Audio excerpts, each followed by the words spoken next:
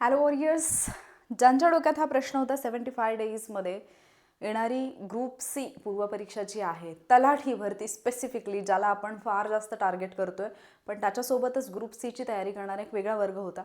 सगळ्यांच्या डोक्यामध्ये असणारा एक प्रश्न, 75 डेजमध्ये पास होणं शक्य आहे का? जर हा डाऊट तुमच्या डोक्यात अजूनही असेल, मी ऑलरेडी एक लेक्चर घेतलेला आहे. त्या लेक्चरमध्ये हे कसं पॉसिबल आहे ते सांगितलेलं आहे. आत्ताचं जे लेक्चर आहे याच्यामध्ये या 75 डेजमध्ये आपण नेमका कशा पद्धतीने अभ्यास केला पाहिजे, अभ्यासाचं नियोजन कसं केलं पाहिजे, PYQ कधी करायचे, टेस्ट कशा सोडवायच्या, रिव्हिजन कशी करायची, सगळे सब्जेक्ट जे आहेत ते कसे कव्हर करायचे आणि अपेक्षित मार्क्स जे आहेत ते कसे घेऊन यायचे, या सगळ्याबद्दलचा एक रोडमॅप मी देणार आहे. कारण मागच्या लेक्चरमध्ये खूप वॉरियर्सनी मला कमेंटमध्ये हे विचारलं की मॅम रोडमॅप द्या.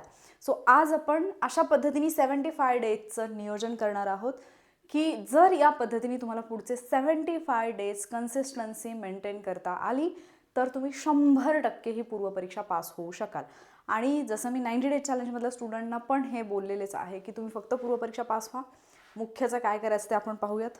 आधी पूर्वपरीक्षा पास होणं हे जास्त इम्पॉर्टंट आहे. मग जर तुम्ही आता या परीक्षेची तयारी करत असाल तर काही गोष्टी तुम्हाला माहिती असायला पाहिजेत.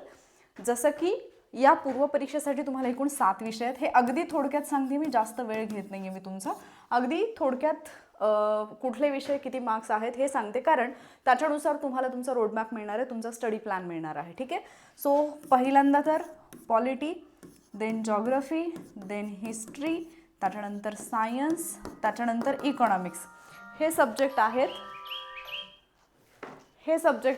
आणि just a second okay, alarm होता. तर हे 5 GSचे सब्जेक्ट प्लस याच्यासोबत मॅथ्स, रिझनिंग आणि करंट अफेअर्स. ज्यावेळी या 7 सब्जेक्टचा आपण विचार करतो, याच्यामध्ये पॉलिटीचे 15 प्रश्न म्हणजे 15 मार्क, जॉग्रफीचे 10 प्रश्न म्हणजे 10 मार्क, हिस्ट्री 10 प्रश्न 10 मार्क्स, सायन्स 15 प्रश्न, इकॉनॉमिक्स 15 प्रश्न 15 मार्क्स, मॅथ्स रिझनिंग 20 मार्क्सला आहे, करंट अफेअर्स 15 मार्क्सला आहे. म्हणजे मला ॲक्च्युली माहिती पाहिजे की मला कुठल्या सब्जेक्टमध्ये किती मार्क्स मिळू शकतात, कुठला सब्जेक्ट आहे जो मला ही एक्झाम क्वालिफाय होण्यासाठी मदत करेल, कुठला सब्जेक्ट आहे जो मला खड्ड्यात घालू शकतो. ज्याला हे क्लिअर आहे त्याला आपोआप ही एक्झाम कशी क्रॅक करायची हे समजते. आता सगळ्यात महत्त्वाचं, जर मला एवढं माहिती आहे की इथे पॉलिटी, सायन्स, इकॉनॉमिक्स हे 15 मार्क्सला आणि त्याच्याही पेक्षा जास्त वेटेज असणारा सब्जेक्ट मॅथ्स रिझनिंग आहे, तर मला या 4 सब्जेक्टवरती कमांड मिळवता आली पाहिजे. म्हणजे आत्ता जो काही उरलेला माझा वेळ असेल 75 डेज, याच्यामध्ये पण मला ॲक्च्युली 75 पेक्षा कमीच आहे. सो मी तुम्हाला 70 डेजचाच प्लॅन देईन. बट ज्याच्याकडे 3-4 दिवस, म्हणजे जो लगेच आज हा व्हिडिओ पाहतोय त्याच्याकडे 74-75 डेज तरी आहेत. आता जर तुम्हाला या विषयांमध्ये मॅक्झिमम स्कोअर करता आला तर तुमचे क्वालिफाय होण्याचे चान्सेस हे हाय आहेत. ठीक आहे. पण आपल्याला काय होतं, जॉग्रफी सोपा वाटतो ना, तर जॉग्रफीला आपण जास्त वेळ देतो. मी असं अजिबात म्हणत नाही की जॉग्रफी इग्नोर करा, हिस्ट्री इग्नोर करा, बिलकुल नाही.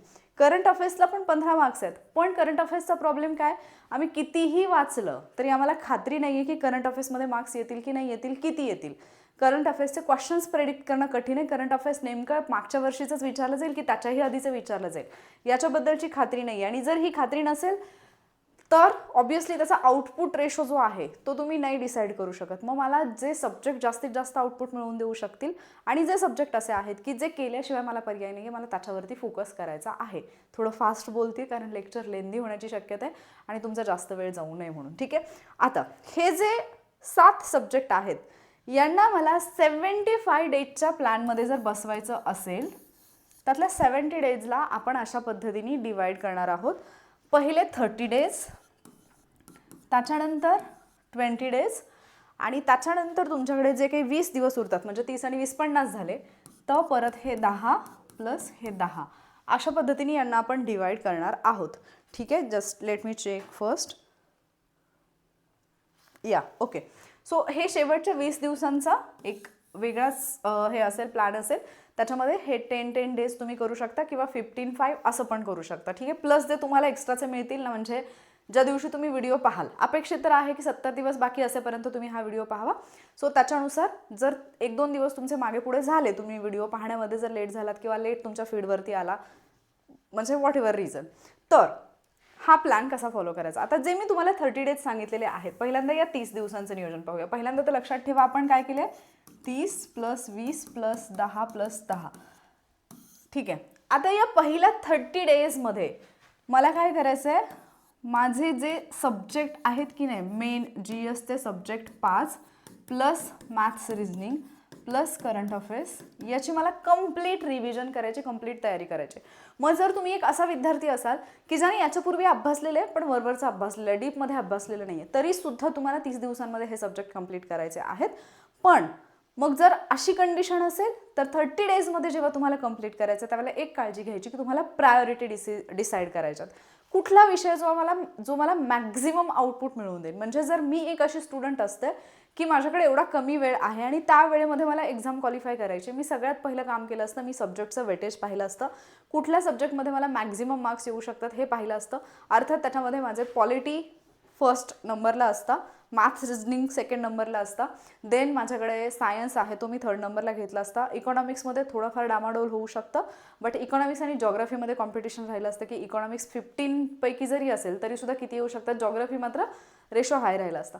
सो आपण अशा पद्धतीने आपल्याला कळलं पाहिजे की मला कुठल्या सब्जेक्टमध्ये मॅक्झिमम मार्क्स येऊ शकतात आणि त्या सब्जेक्टला मला किती वेटेज द्यायचं आहे, किती टाईम द्यायचा आहे, कसं करायचं आहे. याच्यासोबत आणखी एक गोष्ट तुम्हाला करायची, म्हणजे तुमचे कुठले काय म्हणतो आपण त्याला, प्लसवाले सब्जेक्ट आहेत तुम्हाला माहिती असतं, मायनसवाले कुठले आहेत ते तुम्हाला माहिती असतं, कुठे निगेटिव्हमध्ये जाऊ शकतात, कुठे तुमचा मॅक्झिमम स्कोर येऊ शकतो, हे सगळं तुम्हाला माहिती आहे. आता याच्यासोबत एक गोष्ट तुम्हाला करायची आहे, ते म्हणजे हे जे 5 GSचे सब्जेक्ट आपण पाहिलेले आहेत याच्यातले जे इम्पॉर्टंट टॉपिक आहेत, ज्याच्यावरती मॅक्झिमम क्वेश्चन्स विचारले जातात, जिथे प्रश्न येण्याची जास्तीत जास्त शक्यता असते, ते वाले टॉपिक आधी सिलेक्ट करायचे आणि ते परफेक्ट करायच्या मागे लागायचं आहे. अजिबात असं करू नका की म्हणजे सरसकट अख्खाच्या अख्खा विषय आणि अख्खाच्या अख्खं पुस्तक वाचत बसला. असं कराल तर तुम्हाला 70 दिवस काय, तुम्हाला 7 महिने जरी दिले पुढचे तरी ते कमीचं पडतील. तुम्हाला एक्झामची डिमांड समजून घ्यायची आहे, परीक्षेत काय विचारलं जाते, कुठल्या टॉपिकवर विचारलं जाते, कसं विचारलं जाते हे समजून घ्यायचं आणि त्याच्यानुसार अभ्यास करायचा. इतकं डोक्यात फिक्स असू द्या. तुम्ही मार्क्स मिळवण्यासाठी अभ्यास करताय की दुसऱ्याला इम्प्रेस करण्यासाठी अभ्यास करताय हे डोक्यात फिक्स असू द्या. जर मार्क्स मिळवण्यासाठी अभ्यास करत असाल तर तुम्ही कोणाला इम्प्रेस करायच्या भानगडीत पडणार नाही. तुम्ही ते टॉपिक प्रायोरिटीने कराल जिथे तुम्हाला क्वेश्चन्स विचारले जातात. जर तुम्हाला इम्पॉर्टंट टॉपिक माहिती नसतील सब्जेक्ट वाईज तर कमेंटमध्ये सांगा, मी तुम्हाला इम्पॉर्टंट टॉपिक कुठले आहेत जे तुम्ही प्रायोरिटी वाईज करायला पाहिजेत ते सुद्धा देईन. ठीक आहे. आता हे जे काही 30 दिवस आहेत याच्यामध्ये जर आपण तसं जर पाहिलं तर आपण याला 7, 7, 6, 5, 5 असंही करू शकतो. ठीक आहे. मी तुम्हाला दोन्ही वेज सांगते, बेटर वे कुठला असेल, म्हणजे तुम्हाला जर मॅक्झिमम आउटपुट हवं असेल तर कसं करायचं, तुम्ही फर्स्ट टाइम करताय, first time in the sense की आधी सरळ सेवा केली डायरेक्ट आता इकडे आलं तरी कसं करायचं तेही सांगते. 7 डेज तुम्ही पॉलिटीला देऊ शकता, 7 डेज इको किंवा सायन्स, 6 डेज सायन्स किंवा इको, हे तुम्ही डिसाईड करा की तुम्ही 7 दिवस कुठल्या सब्जेक्टला द्याल, 6 दिवस कुठल्या सब्जेक्टला द्याल, 5 दिवस हिस्ट्री, 5 दिवस हिस्ट्री, हे तुमचं नियोजन राहील 30 दिवसांचं. ठीक आहे. आता ज्यावेळेला हे करताय ऑन डेली बेसिस, पहिल्या 7 दिवसात जर पॉलिटी करत असाल त्याच्यासोबत मॅथ्स रिझनिंग कंपल्सरी आहे, त्याच्यासोबत करंट अफेअर्स कंपल्सरी आहे. ठीक आहे. म्हणजे या प्रत्येक ठिकाणी तुम्हाला मॅथ्स रिझनिंग आणि करंट अफेअर्स जे आहे ते करायचं आहे. ठीक आहे. हे कंपल्सरी करायचं आहे, मॅथ्स रिझनिंग आणि करंट अफेअर्स डेली बेसिसवरती. मॅथ्स रिझनिंगचा अभ्यास करताना काय करायचं, 75 डेज आहेत तुमच्याकडे, 70 डेज जरी तुम्ही कन्सिडर केले तरी मी तुम्हाला मॅथ्स रिझनिंगचे मास्टर म्हणाल. 3 डेजमध्ये एक टॉपिक तुमचा कसा परफेक्ट होऊ शकतो, त्या टॉपिकमध्ये तुम्ही मास्टरी कशी करू शकता याचं एक लेक्चर मी दिलेलं आहे, ते पहा आणि तो plan as it is follow करा. 20 प्रश्न येत आहेत पण टॉपिक अगदी 40-50 टॉपिक नाही आहेत. 15 टॉपिक जरी तुम्ही प्रॉपरली केले तरी सुद्धा तुम्ही 15 मार्क्स घेऊ शकता मॅथ्स रिझनिंगमध्ये. पण ते तुम्हाला 15 फाइंड आउट करता आले पाहिजेत की कुठले 15 आहेत जे मला आउट ऑफ मार्क्स मिळवून देतील. शिवाय मॅथ्स रिझनिंग हा एक असा विषय की एक्झाम हॉलमध्ये तुम्हाला इगोवरती घेऊन चालणार नाही आहे की मला हे, मी तर अभ्यास केलेला, मला तर हे जमत होतं, आत्ता नाही जमत आहे. मॅथ्स रिझनिंगचे जे एक्सपर्ट असतात, जे टीचर असतात, त्यांना सुद्धा बरीचशी गणितं पाहिल्या सुटत नाहीत. सो हा इगोवरती घ्यायचा विषय नाही आहे, मला मॅक्झिमम स्कोर करायचा आहे इतकं डोक्यात असू द्या.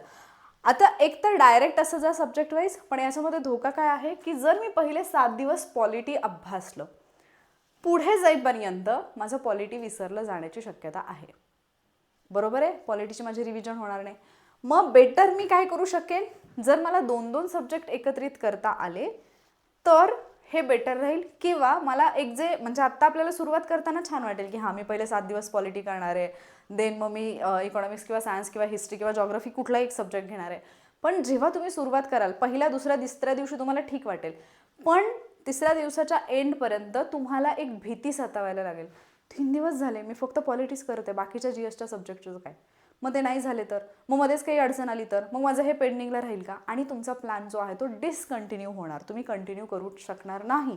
तुम्ही परत एक नवीन प्लॅन शोधायला लागणार. 60 डेजमध्ये काय करता येईल, 65 डेजमध्ये काय करता येईल, 50 डेजमध्ये काय करता येईल, ही तुमची अवस्था होणार. पण जर तुम्हाला 75 डेज कन्सिस्टन्सी मेंटेन करायची असेल तर हे जे आपण आता 7, 7, 6, 5, 5 केले, याला आपण डिवाइड करूयात आणि याच्यानुसार एका दिवशी 2 सब्जेक्ट जे आहेत ते तुम्हाला रिवाइज करायला घ्यायचं. म्हणजे पहिले 7 + 5 12 डेजमध्ये तुम्हाला काय कंप्लीट करायचं आहे, पॉलिटी प्लस हिस्ट्री.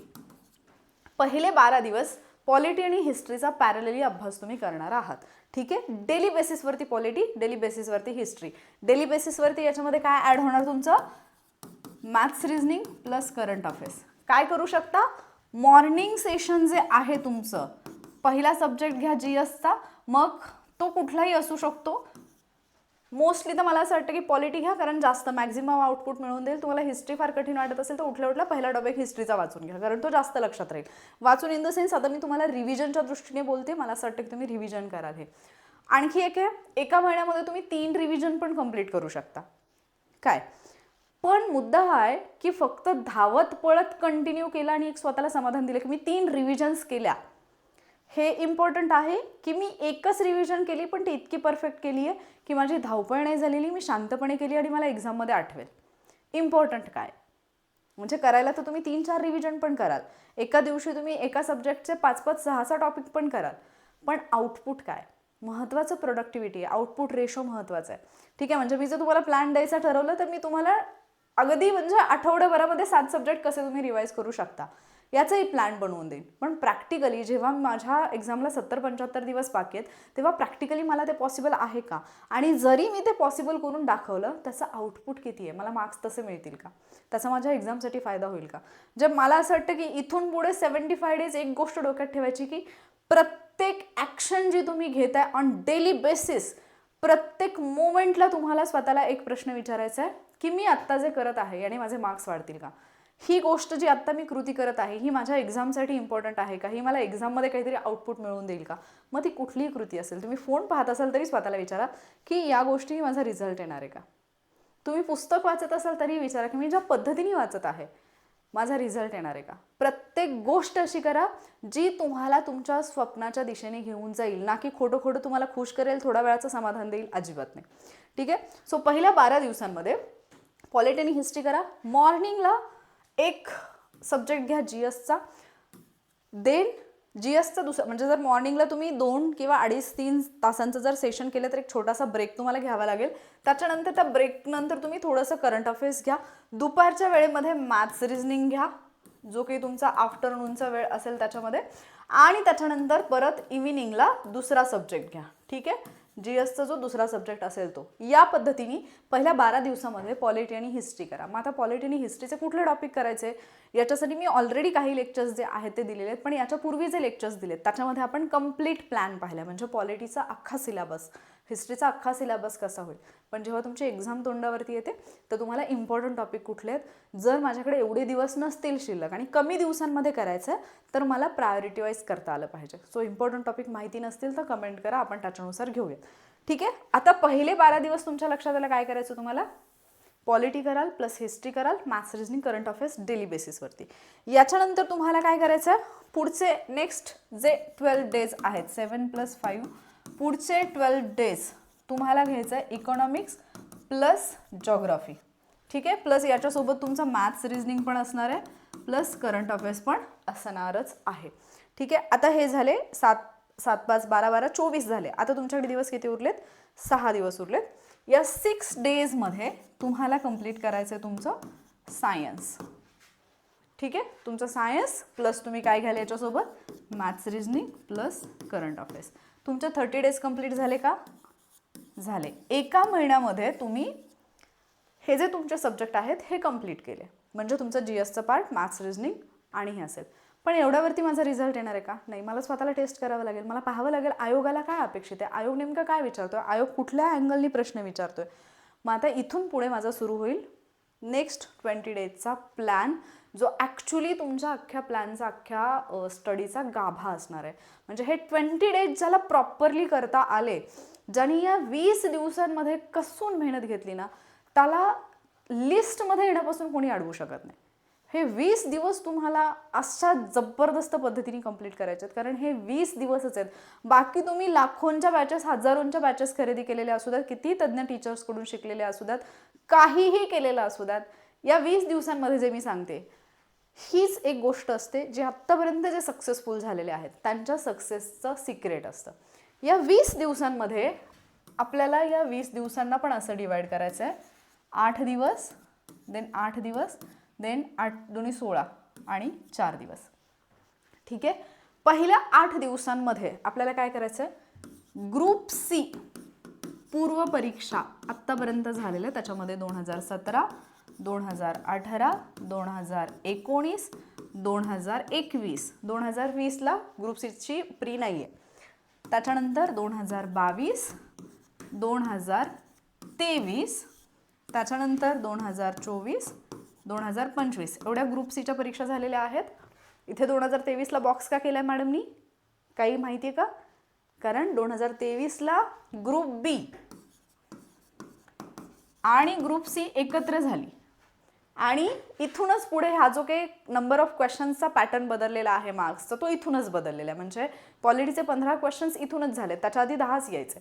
जॉग्राफीचे 15चे 10 झाले, हिस्ट्रीचे 15चे 10 झाले, मॅथ्स रिजनिंग 15चे 20 झालं, ते इथून झाले. ठीक आहे. मग 23ला एकत्रित घेतली, 24ला परत सेपरेट झाल्यात. आणि 26चे आता तुम्ही देणार आहे.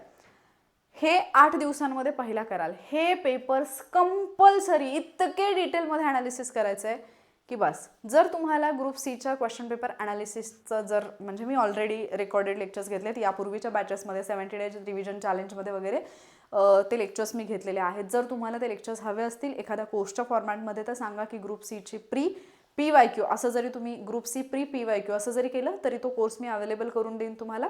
त्याच्यासोबत ऑब्वियसली घाण सवय की बीचे मेन्सचे सगळं काही त्याच्यामध्ये असेलच, पण स्पेसिफिकली ग्रुप सी PYQसाठी जर हवा असेल तर कमेंट करा, मी देईन तुम्हाला अवेलेबल करून.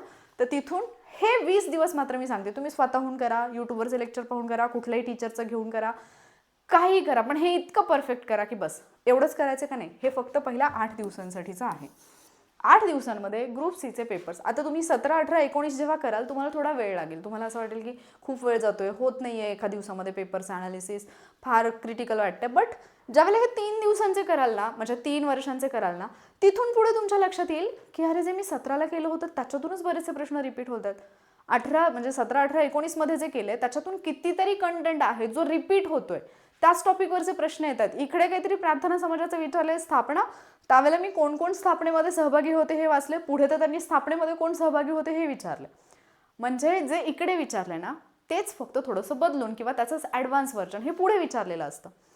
म्हणजे तुम्हाला प्रत्येक प्रश्नाचं मूळ, ज्यावेळेला तुम्ही इथंपर्यंत याल ना, प्रत्येक प्रश्नाचं मूळ कुठे ना कुठेतरी इकडे सापडेल. मग ज्याला हे प्रॉपरली ॲनालिसिस करता आलं, एक्झाम झाल्यानंतर ज्यावेळेला तुमची 2026ची एक्झाम होईल आणि त्याच्यानंतर जर तुम्ही क्वेश्चन पेपर घेऊन बसलात तर तुमच्या लक्षात येईल की जे काही पॉलिटीचे 15 प्रश्न आलेत, 13-14 प्रश्न मला फक्त एवढ्यातच सापडतात. इकॉनॉमिक्सचे 12-13 प्रश्न, जर करंट अफेअर्सचा प्रश्न नसेल तर 12-13 प्रश्न एवढ्यातच सापडतात. तेही अर्थसंकल्पावरचा जर प्रश्न असेल तर लक्षात येईल की इथे जो त्यावेळच्या अर्थसंकल्पावरती विचारलेला तो आत्ताच्या अर्थसंकल्पावरती इकडे 2026ला विचारला. हिस्ट्रीच्या 10 पैकी 8-9 प्रश्नांचा रेफरन्स इकडेच मिळून जाईल, कमीत कमी 7-8 प्रश्नांचा तरी मिळून जाईल. जॉग्राफी सेम 7-8 प्रश्नांचा रेफरन्स इथेच मिळून जाईल याच प्रश्नपत्रिकांमध्ये. ठीक आहे. मला याच्यासोबत काय करायचं आहे, आपली तयारी अर्धवट कधीच असू नये. ग्रुप बी पूर्व परीक्षा सेम 2017, 2018, 2019, इथे मात्र 2020 पण येईल, 2021, 2022, 2024, 2025 आणि आत्ताचा 2026चा पेपर हा इथे तर कराच, पण शेवटचे जे तुमचे काही दिवस असतील ना, 3-4 दिवस एक्स्ट्राचे तुम्हाला मिळतील या 70 डेज व्यतिरिक्त, तिथे हा पेपर परत एकदा पाहायचा. का पाहायचा? 14 जूनचा पेपर. कारण तुम्हाला कळेल की आयोग नेमका काय बदल करतोय, आयोगाला नेमकं काय अपेक्षित आहे, आयोगाने असं काय केले की मुलं इतकी घाबरली 14 जूनच्या पेपरला, किंवा 14 जूनच्या पेपर नंतर जे काही डिस्कशन झाले ते इतके निगेटिव्ह होते, पण कट ऑफ मात्र हाय लागला. जागा कमी असू द्यात, पण आयोगाने त्यांची डिफिकल्टी लेवल मेंटेन केली तरी मार्क्स घेणारी मुलं पण तेवढीच आहेत. म्हणजे कट ऑफ हाय लागला इथंपर्यंत ठीक आहे, पण मुलांनी मार्क्स पण तेवढे घेतलेत ना. 60-70 मार्क्स जर मुलांनी घेतलेत, पेपर हार्ड असून पण 60-70 मार्क्स जर मुलांनी घेतलेत, याचा अर्थ स्टँडर्ड वाढला अभ्यासाचा पण. मग मला त्या रेसमध्ये टिकायचं आहे. सो हे पेपर इथे 2022 का मेन्शन नाही केलेलं, बिकॉज 2023, कारण 2023चा पेपर तुम्ही इथे केला, तो इथे करा किंवा इथे करा, काही प्रॉब्लेम नाही, पण तो करा. ठीक आहे. आता हे झालं 8 आणि 8 दिवस, 16 दिवसांचं नियोजन. उरलेत आपल्याकडे 4 दिवस. या 4 दिवसांमध्ये कंपल्सरी, इकडे लिहू का वरती, आय थिंक विजिबल आहे, ओके. हे जे 4 दिवस आहेत, इथे जायचं मुख्य परीक्षेच्या पेपरकडे. 2023, 2024, 2025 हे 3 ग्रुप बी अँड सीचे, आणि 2026 नाही 2025ची मुख्य झाली ना, हां 2025च्या मुख्यपर्यंत, 2026ची मुख्य आत्ता आहे. ओके, हां हे बरोबर आहे, सॉरी माझंच चुकलं थोडंसं. आता होणार आहे 2023, 24, 25 ह्या ज्या मुख्य परीक्षा आहेत, या मुख्य परीक्षांचे जे GSचे पेपर आहेत ते घ्यायचे आणि ते इन डिटेल करायचे. जर समजा इथे तुमच्याकडे वेळ असेल, ग्रुप बी पण घ्या, ग्रुप सी पण घ्या, ठीक आहे. आणि जर तुमच्याकडे आता समजा हे करूनही तुमच्याकडे थोडासा वेळ शिल्लक आहे, तर 2022चा पण पेपर पाहून ठेवा. ठीक आहे. सो ऑलरेडी जो मी कोर्स दिलेला होता, म्हणजे मागच्या प्रत्येक कोर्समध्ये मी 2022 पासून ते 2024-25 पर्यंतच्या जेवढ्या मेन्स झालेल्या आहेत, त्या मेन्सचे geography, history, polity, economics, science याचं जे PY अनालिसिस आहे ते टेलिग्रामवरती घेतलेलं होतं, तर त्याचे रेकॉर्डिंग अवेलेबल करून दिलेले. जर तुम्ही याच्यासाठी मला कमेंट केली, जर तुम्ही कोर्स दिला, तर त्याच्यामध्ये ते रेकॉर्डिंग पण मी अवेलेबल करून देईन. ठीक आहे. आता किती झाले दिवस आपले, 30 + 20 50 डेज झाले. आता या 50 दिवसामध्ये तुमची तयारी काय झाली विचारात घ्या. मी तुम्हाला सांगितले की हे जे काही एवढे 8 दिवसांमध्ये तुम्ही करणार आहात, तुम्ही 2026चा पेपर पाहिल्यानंतर जर पॉलिटीचे मी म्हणते की 13-14 प्रश्न तुम्हाला याच्यातून दिसतील, जरी याच्यातून एखादा प्रश्न वगळला, मी म्हणते की 10च प्रश्न दिसले, पुढचे जे काही 5 प्रश्न आहेत ना, त्याचा रेफरन्स कुठे ना कुठेतरी इथे सापडेल तुम्हाला, 100% सापडेल. एक प्रश्न जर सोडला ना, बाकी प्रश्नांचा रेफरन्स 100% इकडे सापडतो. तो एक प्रश्न पण राज्यसेवेचा कुठेतरी विचारलेला असतो, किंवा मे बी असाच जर आला तर. पण मला किती मार्क्स घेणं गरजेचं आहे, त्याच्यानुसार जी माझी तयारी आवश्यक आहे ती एवढ्यातून होते. म्हणून जे मी पहिल्यांदा म्हटलं ना ओरडून की हे 20 दिवस डिसाईड करतील, हे इतके इम्पॉर्टंट आहेत. फक्त हे प्रॉपरली फॉलो करा. जर तुमचा हा पेपर एका दिवसात नाही झाला, 2 दिवस लागले तरीही चालेल. गिवअप नका करू की नाही एका पेपरला तर 2 दिवस लागतात, मॅमने एका दिवसात सांगितले. पॅनिक व्हायचं नाही. ज्या मोमेंटला पॅनिक झाला, ज्या मोमेंटला असं वाटलं की आपलं होऊ शकत नाही, हारलात तुम्ही, रेसमधून बाहेर आहात. आणि असे खूप आहेत जे सुरुवात तर करतील पण ते सोडून देतील, असे खूप आहेत. आणि हा तुमच्यासाठी सगळ्यात मोठा ॲडव्हान्टेज आहे. तुम्ही स्पर्धेकडे पाहता ना, 12 लाख 12.5 लाख फॉर्म आले, पण त्याच्यातला ॲडव्हान्टेज सगळ्यात मोठा हा आहे की 12-12.5 लाखांच्या रेसमध्ये कित्येक लाख आहेत जे फक्त स्टार्टिंग लाईनला उभे आहेत, असे पोझिशनमध्ये की फक्त 3, 2, 1 गोचा साऊंड आला की आम्ही पळणार आहोत. जस्ट त्यांनी पोझिशन एवढी स्ट्रॉंग घेतलेली आहे की तुम्हाला त्यांना बघून, म्हणजे त्यांची पोझिशन बघूनच तुम्ही घाबरताय. पण ज्यावेळेला ॲक्च्युली गो असं म्हटलं जाईल ना, त्या रेसमधले लाखो जण असतील जे स्टार्टिंग लाईनला निवांत असे उभे राहून बघत बसतील की कोण कसं चाललंय, किंवा त्यांचा मार्ग वेगळा असेल. शिक्षक भरती चालू आहे सध्या, कितीतरी लोक आहेत जे तिकडे जातील. बऱ्याच गोष्टी आहेत. तुमचं फक्त ज्याला इथे टिकायचं आहे, ज्याला इथे वाटते की माझं सिलेक्शन व्हावं, सगळ्यात महत्त्वाची गोष्ट आहे फोकस आणि कन्सिस्टन्सी. या 2 गोष्टी ज्याला फॉलो करता आल्या, तो अशी रेस जिंकून जाईल. आता तुम्ही ठरवा की तुम्ही कुठे आहात. ठीक आहे. लक्षात आलं. आता 50 डेजमध्ये काय करायचं आहे. आता तुमच्याकडे उरले 20 डेज. या लास्ट 20 डेजमध्ये तुम्ही स्वतःला किती प्रिपेअर करताय एक्झामसाठी. आता ही तुमची रंगीत तालीम असेल. शेवटचे जे 20 दिवस आहेत की नाही, हे तुमचे रंगीत तालमीचे दिवस असतील. म्हणजे या 20 दिवसांमध्ये ठरणारे, अर्थात तुमची जी अगोदरची 50 दिवसांची तयारी आहे, ही मला एक्झाममध्ये स्कोर मिळवण्यासाठी खरंच किती योग्य झालेली आहे, मी कुठे कमी पडलोय. आपण ते म्हणतो ना की म्हणजे फायनलवाला जो टच असतो ना, तो तुम्हाला इथे द्यायचा आहे की हां ठीक आहे, मी 70 दिवस तयारी केली आहे, 50 दिवस तयारी केली आहे, पण कुठे काय कमतरता राहिली आहे की जी मला भरून काढणं गरजेचं आहे. जी कमतरता भरून काढल्यानंतर माझे रिझल्ट येण्याचे चान्सेस जे आहेत, म्हणजे 100%. आत्तापर्यंत काय 50 दिवस मी धावतोय बस, हे लास्ट 20 डेज ठरवतील जिंकणारे की नाही. मग ह्या लास्ट 20 डेजमध्ये जेवढ्या पण प्रॅक्टिस टेस्ट पॉसिबल आहेत त्या टेस्ट सोडवायच्या, म्हणजे टेस्ट सॉल्व करणं असेल, त्या टेस्टचं ॲनालिसिस असेल, आणि या टेस्ट ॲनालिसिससोबत दुसरं एक ॲनालिसिस असेल, दॅट इज सेल्फ ॲनालिसिस. म्हणजे मी जर एक टेस्ट सोडवली, 100 मार्क्सचा मी एक पेपर सोडवला, या 100 पैकी मला टेस्टमध्ये पडलेले आहेत 50. ओके, 50 आहेत, घाबरून जायचं का, लगेच खचायचं का, किंवा 40च पडले मग मी फेल झालो, मी होणारच नाही असं ठरवायचं का नाही. हे जे माझे बाकीचे 50 आहेत जे मला घेता नाही आले, का नाही घेता आले, फाइंड आउट करा रिझन. कुठला सब्जेक्ट आहे ज्याने माझे मार्क्स घालवले, कुठले क्वेश्चन्स आहेत ज्याने माझे मार्क्स घालवले, काय कारण आहे ज्याच्यामुळे माझे मार्क्स गेलेत.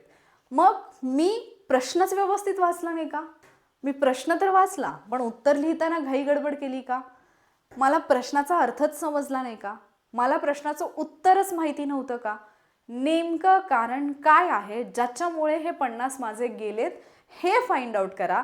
आणि फक्त फाइंड आउट करून थांबू नका, पुढच्या वेळेला मला काय करावं लागेल. जर या वेळेला मी प्रश्न नीट वाचला नव्हता म्हणून माझे मार्क्स गेलेत, 50च्या 50 तर नीट न वाचल्यामुळे गेलेले नाही आहेत, याच्यातले 2-3 असे आहेत की जे नीट न वाचल्यामुळे गेले. नेक्स्ट टाइम मी ही चूक करणार नाही. 2-3 मार्क्स आहेत जे माझे याच्यामुळे गेलेत की मी फक्त घाईघाईत उत्तर दिलं. नेक्स्ट टाइम मी फार शांत डोक्याने त्या प्रश्नाचं उत्तर देईन. 2-3 आहेत मी ओव्हर कॉन्फिडन्समध्ये गेल्यामुळे दिलं, मी तिथे काळजी घेईन की मी ओव्हर कॉन्फिडन्समध्ये नाही जाणार. 2-3 आहेत की जिथे मी थोडं कन्फ्यूज झाले 2 ऑप्शनमध्ये. फाइंड आउट करा कुठला टॉपिक आहे, कुठला सब्जेक्ट आहे जिथे मला कन्फ्युजन झाले म्हणजे माझी रिव्हिजन कमी पडली आहे, म्हणजे तो एरिया माझा थोडासा वीक राहिला आहे, ते फाइंड आउट करा. कुठले प्रश्न आहेत ज्याचं मला 100% उत्तरच माहिती नाही, मला माहितीच नाही त्या प्रश्नाबद्दल काय, म्हणून माझे मार्क्स गेलेत. मग आता मी शोधत बसेन का, मी काढून तो टॉपिक काढून परत अभ्यास करत बसेन का, नाही. प्रश्न पहा, प्रश्नाचं उत्तर पहा, जिथून पण तुम्हाला पॉसिबल आहे तिथून त्याचं फक्त ॲनालिसिस करा, दॅट्स इट. नवीन कंटेंट वाचत बसायचं नाही. जेवढं नवीन वाचाल एंड डेजमध्ये तेवढं नुकसान आहे. कारण काय होतं ना, एक्झाम जेव्हा जवळ येते, आत्तापर्यंतच्या कोर्सेसची फीज हजारो रुपये असते. ही एक मार्केटिंग टेक्निक आहे आणि हा एक तुमच्यासाठी ट्रॅप आहे. लोकांसाठी मार्केटिंग टेक्निक असते, तुमच्यासाठी हा ट्रॅप का असतो, कारण लास्ट डेजमध्ये जो कोर्स तुम्हाला काहीतरी 5, 6, 7 हजारांना घ्यायचा असतो आधी, त्या कोर्सची फीज अगदी काही शेकडो रुपयांवरती येते. म्हणजे 500-600 रुपयांवरती, 499, 599 ऑफर येतात. आणि मग आपल्याला एक असतं की मला हा कोर्स आधी घ्यायचा होता पण मी तो नाही घेऊ शकला. आता तुमच्याकडे काय होतं माहिती आहे का, ते जे आपण मला एक्झॅक्टली ती सायकोलॉजीमधली कन्सेप्ट नाही आठवते, मी फार छान अभ्यासली ती कन्सेप्ट. बट तो जो फिअर असतो ना, म्हणजे एमर्जन्सी आहे आणि ते मी आत्ता घेणे, अर्जन्सी आहे, हा जो एक फिअर असतो ना, त्याच्यामुळे तुम्ही तो कोर्स परचेस करता.